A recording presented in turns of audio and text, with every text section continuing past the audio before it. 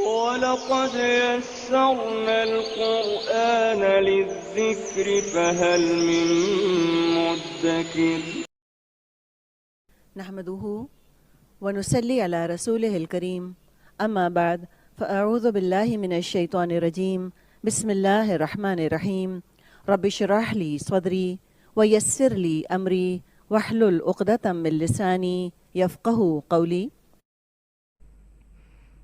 219 یسألون وہ سوال کرتے ہیں آپ سے، یسألونک وہ سوال کرتے ہیں آپ سے، عن بارے میں، الخمری شراب، عن الخمری و اور المیسری جوئے کے، یا سین را مادہ ہے میسر، قل کہہ دیجئے، فی میں، ہما دونوں، فی ہما دونوں میں۔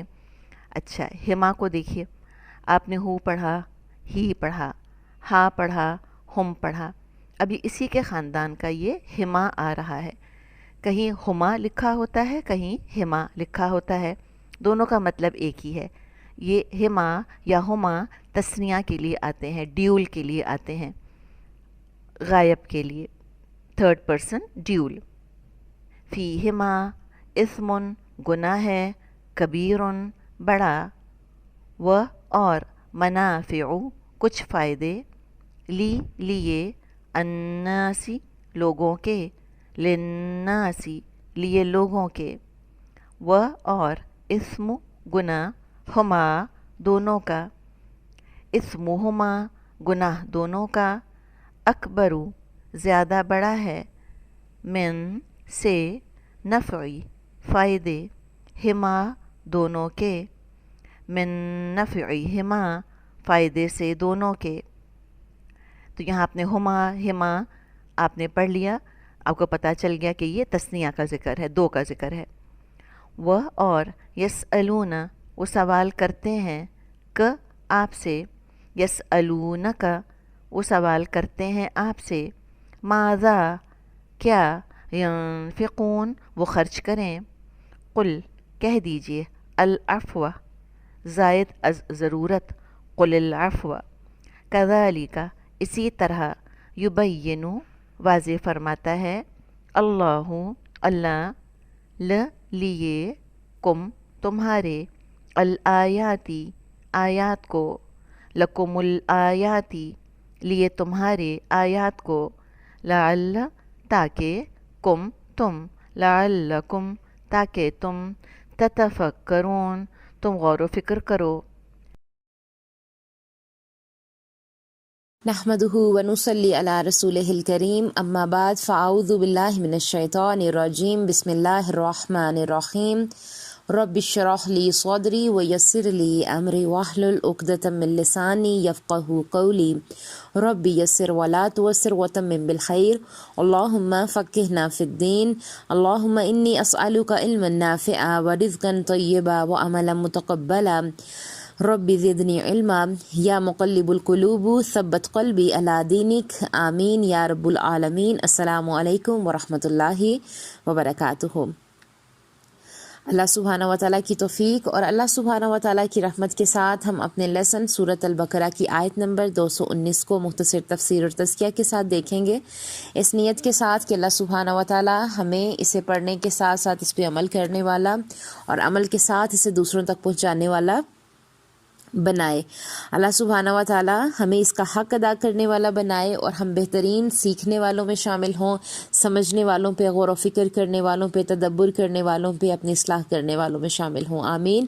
اور اللہ تعالیٰ اس کام کو ہمارے لیے، ہماری آخرت کے لیے، ہمارے والدین، ہمارے اساتذہ کے لیے بہترین صدقہ جاریہ بنا دیں، اور سب سے بڑھ کے اللہ تعالیٰ ہم سے راضی ہو جائیں، ہمیں جہنم کی آگ سے بچائیں، اور اللہ سبحانہ و تعالیٰ ہمیں جنت الفردوس میں خاص مقام عطا فرمائیں اور ہمیں اپنا دیدار نصیب کریں، آمین۔ اپنے لیسن کا آغاز کرتے ہیں سورۃ البقرہ کی آیت نمبر 219 سے۔ اللہ تعالیٰ فرما رہے ہیں، یسألونک عن الخمر والمیسر، اے پیغمبر لوگ آپ سے شراب اور جوئے کا حکم دریافت کرتے ہیں، تو کہہ دیں کہ ان میں نقصان بڑے ہیں اور لوگوں کے لیے کچھ فائدے بھی ہیں، مگر ان کے نقصان فائدوں سے کہیں زیادہ ہیں، اور یہ بھی تم سے پوچھتے ہیں کہ اللہ کی راہ میں کون سا مال خرچ کریں، تو آپ کہہ دیں کہ جو ضرورت سے زیادہ ہو۔ اس طرح اللہ تمہارے لیے اپنے احکام کھول کھول کر بیان فرماتا ہے تاکہ تم سوچو، لعلکم تتفکرون۔ یہاں پر دیکھیں کہ صحابہ اکرام رضی اللہ تعالیٰ عنہ کی خوبصورت سوچ نظر آتی ہے کہ وہ سوال کرتے ہیں۔ پچھلا سوال جو تھا وہ مشرکین نے کیا تھا، اور اب صحابہ اکرام سوال کرتے ہیں۔ اس ایک ہی آیت میں صحابہ اکرام کے دو سوال ہیں۔ ایک تو یہ کہ پہلی بات جو ہے وہ جہاں مکمل ہو گئی وہاں چھوٹا سا جو تو کا نشان ہے وہ ہے، پھر آگے دوسرا سوال ہے۔ یہ سوال آگے بھی آ چکا ہے، ان کا ارادہ عمل کا تھا۔ ہم ہوتے تو کہتے کہ پوچھ تو لیا تھا، جو اب ہی نہیں ملا شکر ہے، اب کرنا پڑے گا یا کرنا نہیں پڑے گا۔ وہاں جواب دیا گیا تھا کہ والدین کو دو، یعنی کس کو دو؟ پیچھے ہم نے پڑھا تھا کہ پیچھے کس کی بات آئی تھی، کہاں خرچ کریں، تو والدین کی تھی، تو ہم نے کہا کہ نہیں، ہم نے پڑھ لیا تو والدین کو دو۔ یہاں فرمایا جا رہا ہے کہ کیا خرچ کرو، پیچھے ہم نے پڑھا کہ کس پر خرچ کرو، اب یہاں کہا جا رہا ہے کہ کیا خرچ کرو۔ اب ان دو آیات کو سمجھتے ہیں۔ اس دور میں شراب پانی کی طرح پی جاتی تھی۔ یہاں سے شریعت کا ایک بنیادی خاکہ ہمارے سامنے آ رہا ہے کہ شراب کا ذکر قرآن میں 3 دفعہ آئے گا۔ ہم 3 دفعہ اسے پڑھیں گے۔ مکہ میں جب مسلمان تھے تو وہاں شراب ویسے ہی تھی جیسے آج ہم مغربی ملکوں میں دیکھتے ہیں۔ ابھی کوئی حکم نہیں آیا تھا، ہلکا سا اشارہ آیا تھا۔ وہ آگے دیکھتے ہیں کہ وہ رزق طیب نہیں ہے، اس سے نشہ آور چیز بنتی ہے۔ پانی کی طرح شراب پیتے تھے یہ لوگ۔ عرب لوگ شراب پیتے تو نشے میں دھت ہوتے، پھر کھلی جگہ پر جا کر لوگوں کے اونٹ ذبح کر دیتے۔ بہت سارا گوشت جمع ہوتا تو ارد گرد کے غریبوں کو صدقہ خیرات کرتے۔ شراب کو کرم کہتے تھے۔ اللہ کا نام بھی کریم ہے، جس کے معنی ہے بہت نرم چیز۔ شراب پی کر یہ نشے میں دھت ہو جاتے۔ نشے میں ہوش نہیں ہوتا تھا کہ جس کا اونٹ ہاتھ لگتا اس کو ذبح کر دیتے۔ جب ہوش آتا تو پھر جس کا اونٹ ذبح ہوتا وہ قیمت مانگتا تو یہ اس کو اتنی ہی قیمت دے دیتے۔ اپنے آپ کو یہ بہت اچھا سمجھتے کہ ہم گوشت بھی دے رہے ہیں اور اس کی قیمت بھی۔ شراب کے نشے میں لونڈیاں بھی ساتھ ہوتی، گانا بھی بجاتے، غل غبار بھی کرتے۔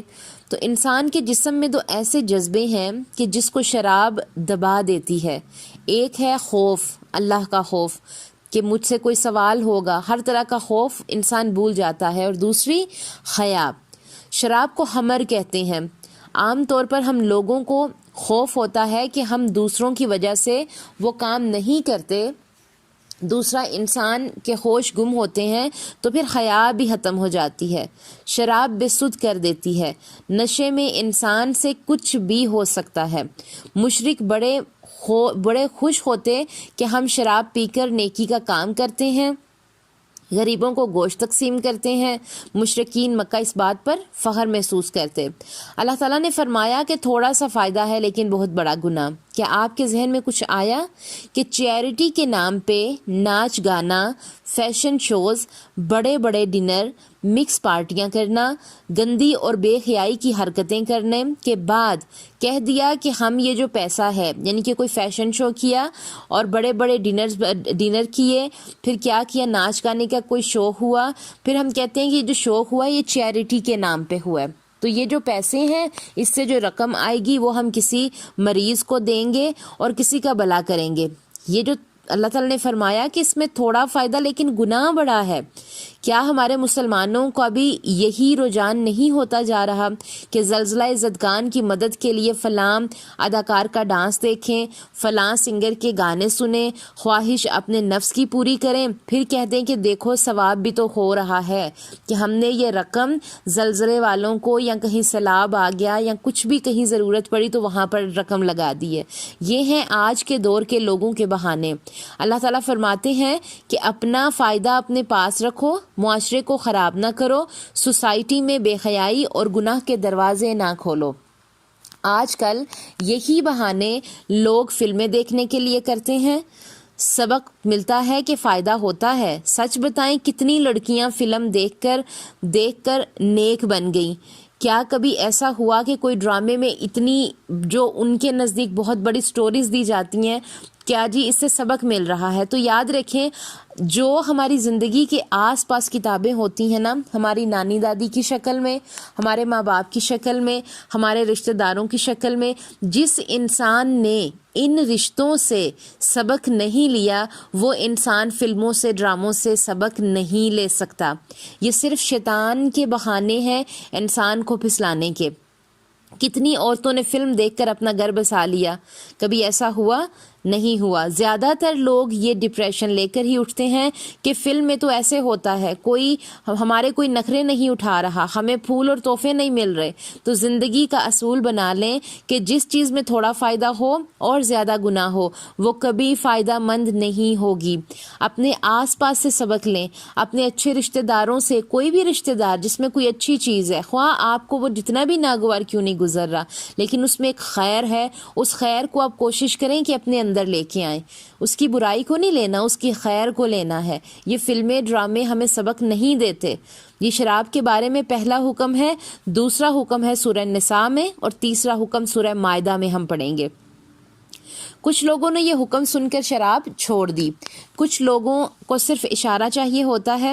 دیا سلائی ذرا سا جو ہے وہ رگڑ سے فوراً جل جاتی ہے. کچھ لوگوں کو آگ بھی ڈال دیں تو اثر نہیں ہوتا. کچھ لوگ عرصے تک قرآن اور سنت سے جڑے رہتے ہیں لیکن ان کے دل نہیں بدلتے. قرآن کی حکمت دیکھیں کہ تریجن حکم دیا کہ ایک دم حرام نہیں کہہ دیا. 3 دفعہ آگے جا کے اس اشارے کے بارے میں ہم بات کریں گے. جہاں ختمی طور پر بتا دیا وہاں شراب کی حرمت کا واضح حکم آئے گا. ام الخبائث کہتے ہیں اسے، یہ آگے آئے گا. یہاں پر ابھی پہلی دفعہ حکم آ رہا ہے. کچھ غیر مسلم خود یہ کہتے ہیں کہ تم شراب خانے بند کر دو، ہم آدھے سے زیادہ ہاسپٹل اور پاگل خانے بند کروا دیں گے. جتنے ایکسیڈنٹ ہوتے ہیں زیادہ تر شراب کی وجہ سے ہوتے ہیں. جسمانی بیماریاں شراب کی وجہ سے ہیں. جہاں شراب ہوگی وہاں پر اور بھی بہت سے گندے کام ہوگے. بنی اسرائیل کا واقعہ ہے کہ ایک عورت ایک بزرگ کو بہکا کر لے گئی، یہ کفر کرو، یا میرے ساتھ زنا کرو، یا اس بچے کو قتل کر دو، یا پھر یہ شراب پی لو. اس نے کہا استغفر اللہ. اس نے سوچا کہ شراب سب سے چھوٹا گناہ ہے. اس نے شراب لی اور پی لی تو نشے میں اس نے باقی کے تینوں کام کر دیے. کفر بھی کیا، زنا بھی کیا، اور بچے کو قتل بھی کر دیا. اس سے کیا پتہ چلتا ہے کہ ام الخبائث ہے. یہاں شراب اور جوا ساتھ آئے ہیں. مشرکین شراب پیتے اور جوا کھیلتے، لمبی رقمیں ہار جاتے. کاروبار اور جوئے میں فرق ہے. اسلام کاروبار کی اجازت دیتا ہے کہ محنت کرو اور رسک لو، پھر دیکھو کتنے کما سکتے ہو. جوئے میں چانس ہے کہ لاٹری کا ٹکٹ لے لو، پرائز بانڈ خرید لو، نمبر آ گیا تو جیتے ورنہ ہار گئے. اس میں محنت نہیں ہوتی، بس پیسہ لگا لو، ہارے یا جیتے. اسلام سستی کو پسند نہیں کرتا. شراب میں بھی انسان نشے میں دودھ پڑے رہتے ہیں اور بیویاں کام کرتی ہیں جو شرابی آدمی ہوتے ہیں. جوئے والے نکمے اور کام چور ہوتے ہیں. دیکھ لیں جو بھی انسان شرابی ہوگا اس میں سستی ہوگی. وہ نشے میں دودھ، اسے نیند بہت پیاری ہوگی. جوئے والے انسان نکمے ہوتے ہیں، کام چور ہوتے ہیں. مثال کہ آپ کے پاس 1000 پاؤنڈز ہیں، صدقہ کر دیں تو بہترین ہے، لیکن آپ کسی کو سود پر دیتے ہیں تو 100 پاؤنڈز مہینے پر سود لیتے ہیں. تو اس رقم میں نہ تو محنت ہے اور نہ رسک ہے. رسک نہ لینے کی وجہ سے یہ کام حرام مال ہے. شرابی اور جواری کی بیوی کی زندگی بیوہ والی زندگی ہوتی ہے. شرابی نشے میں رشتوں کی تمیز کھو دیتا ہے اور جواری جیتنے کی لالچ میں سب کچھ داؤ پر لگا دیتا ہے. اسلام ہمیں محنت کی عادت ڈالتا ہے. اسلام اللہ کی راہ میں خرچ کرنے کی حوصلہ افزائی کرتا ہے. وَمَنَافِعُ لِلنَّاسِ، یہاں پر کہا جا رہا ہے کہ یہاں ایک اور بات نوٹ کریں کہ تھوڑا فائدہ ہے لیکن آگے بات نقصان کی نہیں، کیونکہ فائدے کا الٹ نقصان ہونا چاہیے تھا. فرمایا گیا اس میں گناہ ہے، یعنی ان کاموں سے انسان گناہوں میں پڑ جاتے ہیں. اتنے شعر آب زمزم پر نہیں جتنے لوگوں نے شراب پر لکھے ہیں. امریکہ میں پچھلی صدی میں شراب بین کر دی گئی تھی لیکن لوگ پھر دوبارہ شروع ہو گئے. اسلام نے 10 طرح کی شراب سے منسلک لوگوں کو وعید سنائی ہے، یعنی پینے اور پلانے، بیچنے اور خریدنے، لانے اور لے جانے والے وغیرہ۔ لیکن اسلام نے دیکھیں کیسے حرام کی۔ جس دن شراب حرام ہو گئی سب بہا دی گئی، جن کے دل میں ذرا سی خیر تھی انہوں نے بہا دی، بیچنے کی بھی اور تحفہ دینے کی بھی اجازت نہ ملی۔ لوگ کہتے ہیں کہ شرابی نہیں چھوڑ سکتا، لیکن ایمان کا نشہ شراب کے نشے سے کہیں زیادہ گہرا ہوتا ہے۔ جس دن حکم آ گیا اللہ تعالیٰ کی طرف سے تو صحابہ اکرام نے یوں چھوڑ دی کہ کوئی مثال نہیں ملتی تاریخ میں اس کی۔ صحت خراب ہے شراب سے، پیسہ برباد، اخلاق خراب، قتل، چوری، ڈاکے، حلال میں حرام میں فرق مٹنے لگتا ہے۔ عبادت کا وقت کیسے یاد رہے گا انسان کو؟ طہارت کا خیال کیسے رہے گا انسان کو؟ جو لوگ شراب بیچتے ہیں ٹھیک ہے کچھ منافع ہوتا ہے انہیں، لیکن کتنے گھر برباد ہوتے ہیں اس وجہ سے۔ کیا وہ دعا مانگتے ہوں گے کہ ہمارا رزق بڑھے؟ جس کے اندر ایمان ہوگا وہ تو چاہے گا کہ اس سے شراب خرید کر کوئی بے حیائی، اور جس کے اندر ایمان ہوگا کیا وہ انسان یہ چاہے گا کہ اس سے شراب خریدے اور کوئی بے حیائی کے اور گندے کام کرے؟ نہیں۔ کہا جا رہا ہے دوسرا سوال کہ وَيَسْأَلُونَكَ مَاذَا يُنْفِقُونَ، اور جو پوچھتے ہیں کہ اللہ کی راہ میں کون سا مال خرچ کریں، قل کہہ دیں کہ جو ضرورت سے زیادہ ہو۔ پیچھے ہم نے شراب کی بات کی، جوئے کی بات کی، تو اللہ تعالیٰ سے ساتھ ہی یہ دعا کریں گے کہ اللہ سبحانہ و تعالیٰ ہمیں اس الخبائث سے بچا کے رکھے۔ دعائیں کریں۔ اور آج ہماری امت مسلمہ، ہماری نسلیں اس شیطانی کام میں اس قدر ملوث ہوتی جا رہی ہیں کہ ہر تیسرے گھر کی یہ کہانی بنتی جا رہی ہے۔ اللہ تعالیٰ ہمیں اس گناہ سے بچائے، اللہ سبحانہ و تعالیٰ ہماری نسلوں کو اس سے بچائے، اور کوشش کریں گھر میں اپنی اصلاح کریں اور پیار سے محبت سے۔ یہاں پر بھی دیکھیں یکدم حکم نہیں ہوا، یکدم یہ اللہ تعالیٰ نے اسے روکا نہیں، آہستہ آہستہ 3 حکم آئے شراب پہ، جس کے بارے میں ہم آگے 2 دفعہ بات کریں گے۔ یہاں پر تو حکم آیا تو صحابہ نے بہا دی پانی کی طرح۔ اگر ہمارے گھر میں کوئی ایسا کیس ہے پیار سے محبت سے اصلاح کرنے کی کوشش میں لگ جائیں۔ کیوں؟ اگر نہ روکا، اگر نہ رکے تو یہ آگے جا کے بہت سارے نسلوں میں یہ فتنے چلے جائیں گے۔ اب آگے ہے کہ کہاں خرچ کریں، کیا خرچ کریں۔ آگے اب خرچ کی بات ہے۔ جب انسان شراب اور جوئے میں پڑتا ہے تو مال کے خرچ میں گڑبڑ ہوتی ہے۔ یہاں فرض زکوٰۃ کی بات نہیں، نفلی صدقے کی بات ہے۔ العفو کہہ دو کہ جو ضرورت سے زیادہ ہو۔ اب اگر ہمارے پاس حدیث نہ ہو، یہ آیت ہمیں شام کا کھانا بھی گھر میں رکھنے کی اجازت نہیں دیتی۔ ابو ذر غفاری رضی اللہ تعالیٰ عنہ کے گھر میں کچھ نہیں تھا، کسی نے پوچھا کہ سامان کہاں ہے تو بولے اگلے گھر بیچ دیا، یعنی نہ جانے کب جانا پڑے تو سارا سامان آخرت کے لیے بیچ دیا۔ میرے اور آپ کے لیے سبق ہے کہ زائد اور ضرورت جو سامان ہماری ضرورت کا نہیں ہے اس سامان کو ہم جمع نہیں کریں۔ ہمارے گھر میں کیا کچھ زائد ہے، زائد ضرورت ہے، اپنا گھر کو دیکھیں اور جو ایکسٹرا چیزیں ہوں اس سے کسی غریب کسی مستحق کو دیں۔ پھر ہم روتے ہیں کہ پیسے ختم ہو جاتے ہیں۔ اسلام قناعت سکھاتا ہے ہمیں، صرف ضروری چیزیں گھر میں رکھیں۔ اللہ تعالیٰ فرما رہے ہیں کذالک یبین اللہ، یعنی اس طرح اللہ تمہارے لیے اپنے احکام کھول کھول کر بیان فرماتا ہے تاکہ تم سمجھو۔ اصل پیغام یہ ہے کہ قرآن پر غور کریں، قرآن کو سمجھیں، پھر تفکر کریں۔ یکدم ہی اس حکم کو سن کے دوسروں پہ لاگو کرنے نہ لگ جائیں۔ یکدم اس آیت کو پڑھتے ہوئے اگر ہماری فیملی میں کوئی بھی ان سوالوں کو مد نظر رکھتے کوئی کیس ہے تو اس پہ فتوے دینے نہ لگ جائیں، بلکہ حکمت کے ساتھ چلیں۔